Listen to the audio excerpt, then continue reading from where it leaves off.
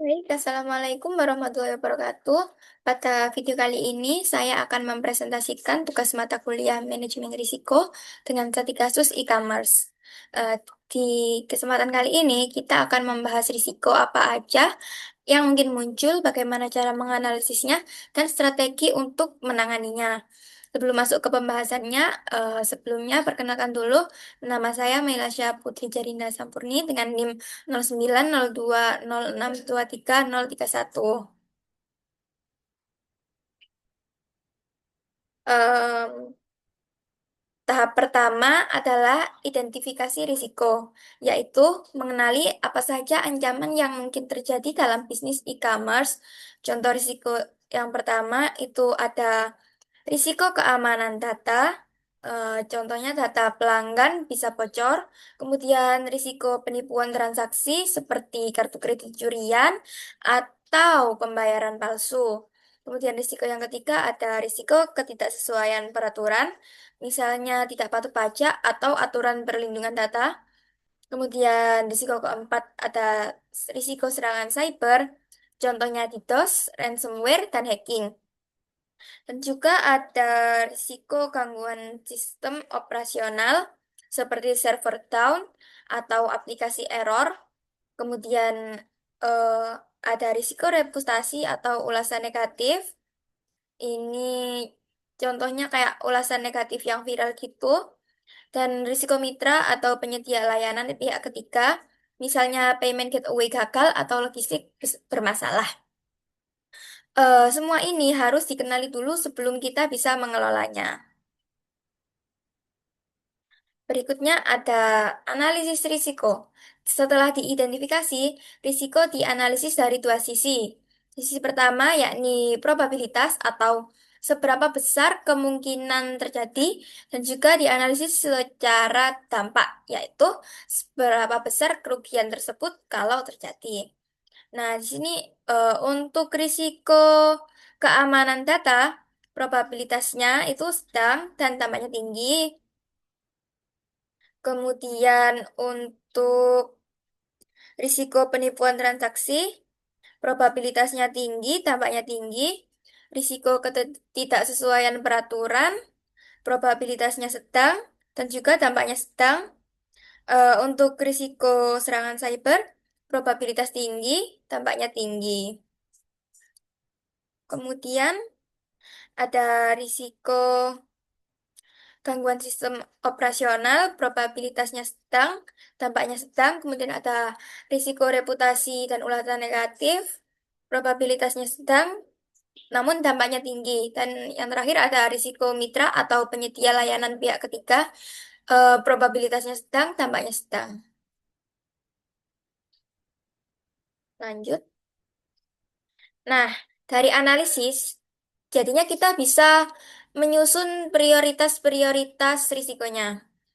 Di sini prioritas utamanya atau prioritas yang paling tinggi itu ada penipuan transaksi atau fraud, itu karena dia tadi tinggi-tinggi ya ininya apa probabilitasnya dan dampaknya tinggi. Kemudian ada serangan cyber, ada keamanan data pelanggan dan juga reputasi dan ulasan negatif. Untuk prioritas menengah yakni ada gangguan sistem operasional dan juga risiko mitra pihak ketiga. Dan untuk prioritas rendah ada ketidaksesuaian peraturan. Meskipun penting, biasanya lebih jarang terjadi dibanding risiko teknis harian. Artinya, perusahaan harus lebih fokus mengatasi risiko utama karena paling berbahaya bagi bisnis. Oke, lanjut. Nah, untuk penanganan risiko, strategi penanganan ini bisa dengan cara menghindari, mengurangi, mentransfer, atau menerima risiko. Untuk risiko keamanan data, ini dapat kita kurangi dengan menggunakan enkripsi, firewall, autentifikasi multifaktor, dan audit keamanan rutin. Dan juga untuk risiko penipuan transaksi dapat dihindari dan dikurangi dengan sistem verifikasi transaksi, AI fraud detection, kerjasama dengan payment gateway terpercaya. Untuk Risiko ketidaksesuaian peraturan, strategi penanganannya ini dapat dikurangi eh, dengan compliance cek rutin, kemudian konsultasi hukum, dan juga pelatihan regulasi untuk staf. Ini yang keempat ada, tuh nggak kelihatan ya.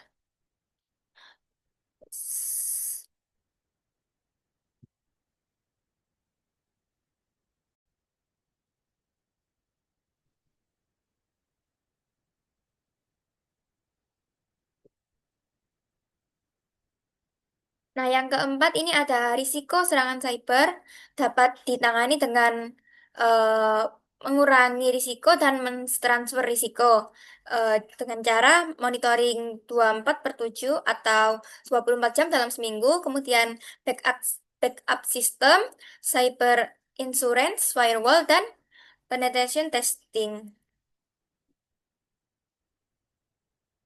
Oke, lanjut.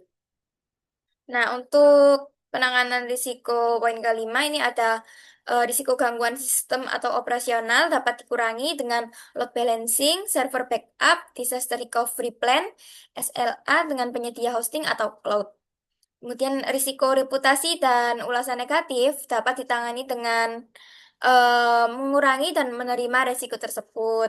Jadi kita menggunakan layanan pelanggan yang proaktif, respon cepat di media sosial, dan juga kebijakan retur yang jelas. Dan yang terakhir ada risiko mitra atau penyedia layanan pihak ketiga dapat ditransfer dan dikurangi.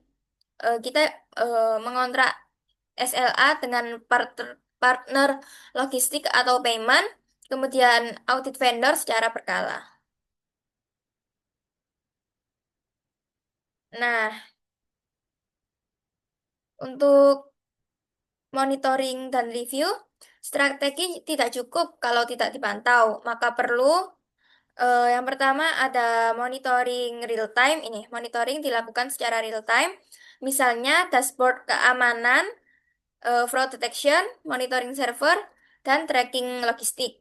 Kemudian juga review berkala, misalnya setiap 3 sampai 6 bulan untuk cek apakah strategi masih efektif, dan juga laporan insiden dibuat setiap kali ada fraud, cyber attack, atau downtime untuk dianalisis. Dan untuk audit internal dan eksternal, untuk memastikan perusahaan selalu sesuai standar. Manajemen risiko ini juga butuh kolaborasi dari banyak pihak. Di sini pihak yang perlu dilibatkan ada manajemen puncak seperti CEO, COO, dan CFO. Kemudian dia juga melibatkan tim IT dan keamanan cyber, ada tim keuangan dan payment, tim operasional dan logistik, tim legal dan compliance, dan tim customer service and marketing. Nah, untuk dokumentasi, jadi ada risk register atau daftar semua risiko, tingkat probabilitas dan dampak strategi mitigasi. Kemudian ada laporan insiden dan tindak lanjut. eh, ada dokumen SOP keamanan, operasional dan layanan pelanggan. Ada juga dokumen audit report baik internal maupun eksternal.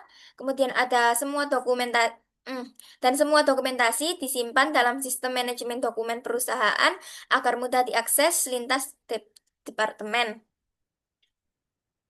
Baik, kesimpulannya, risiko terbesar e-commerce ada pada fraud, cyber attack, keamanan data, dan reputasi. Dengan identifikasi, analisis, strategi penanganan, monitoring, serta komunikasi yang baik, perusahaan bisa mengurangi risiko dan menjaga bisnis tetap berjalan lancar.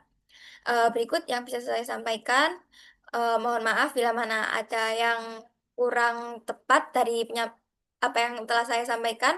Wassalamualaikum warahmatullahi wabarakatuh.